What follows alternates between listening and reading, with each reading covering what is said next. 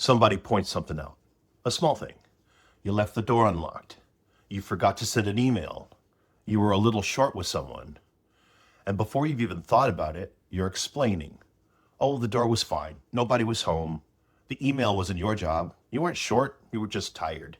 And anyway, they started it. That reflex has a name: defensiveness. And most people treat it as a character flaw, a person who can't take criticism, someone with a fragile ego who always has to be right. But defensiveness isn't stubbornness, and it isn't really about the door or the email. Something happens in the half second before you speak, and that half second is where this whole thing is built. Watch what the remark actually did. Someone said one specific thing about one specific action. You left the door unlocked. That's the input. Small, bounded. But that's not the size it arrives at. What registered was bigger. Instead of registering as you did this thing, you are the kind of person who does this thing. The comment about the door became a comment about you. Careless, unreliable, not to be trusted. That expansion is the move worth slowing down. Maybe the speaker meant all of it. Maybe they've said it 20 times before. Maybe they meant none of it. It doesn't matter which. The reading happened on your end, fast, underneath awareness. And once it happened, you weren't answering a remark about the door. You were answering a remark about yourself, something about yourself. I want to give you a new way of looking at this. I work in a framework I created called psychological architecture.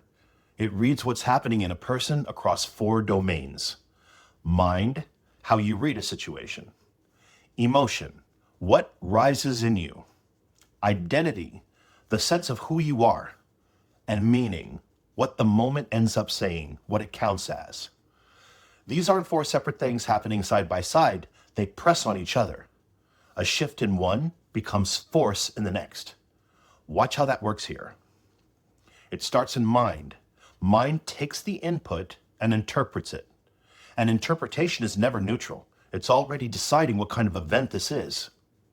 Here, one action becomes evidence of a type. The observation has expanded from something you did into something you are.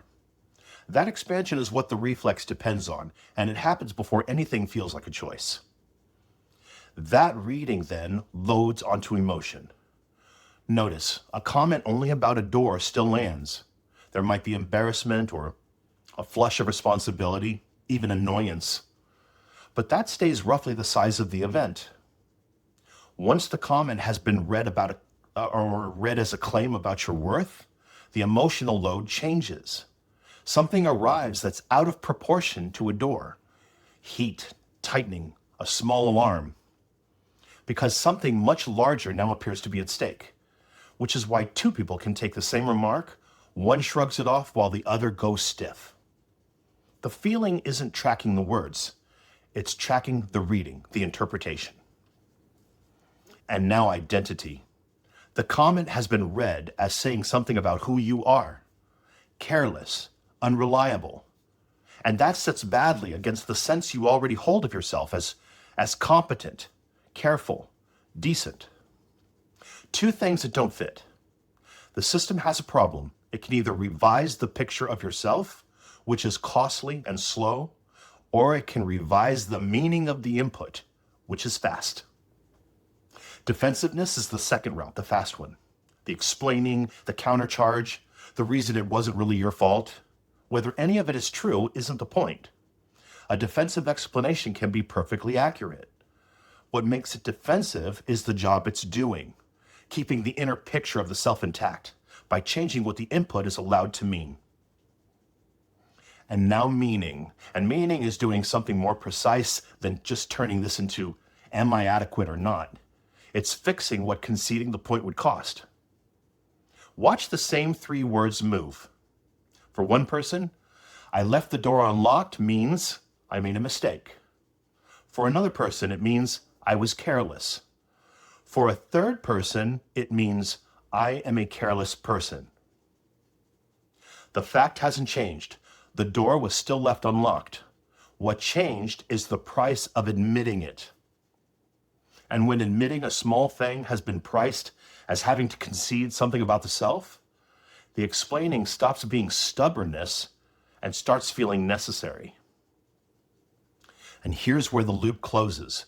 That inflated and inaccurate, conclusion, this is about who I am, feeds straight back to mind. It confirms the original reading. Of course the comment felt like an attack. Look how much was on the line. The expansion that started this whole sequence gets ratified by the very sequence it produced. That's the structure. You see, it's not a flaw in someone's character. It's a loop, a small input read as a large one, a feeling that follows the reading, a self-picture that can't absorb the input without reorganizing, and a meaning that prices the concession so high that the input has to be pushed back against. Which is why you can't argue someone out of defensiveness by insisting the criticism was minor. You're talking to a wall. The defensiveness isn't about the door. It isn't about the email. It's about the person who's just heard underneath the words that they might not be who they think they are and who they think they need to be. And it's why the reflex loosens the moment the input is allowed to stay its own size. There may still be embarrassment. There may still be something to fix, something to do differently. What disappears is the need to defeat the criticism, because the criticism is no longer standing in for a verdict on the self. When the comment about the door is only about the door, you can just lock it next time. The defensiveness was never protecting you from the criticism. It was protecting you from what the criticism was allowed to mean. So here's the question. Everyone gets defensive, but which ones land that way for you? Which criticisms stop being about the thing you did and start being about the person you are?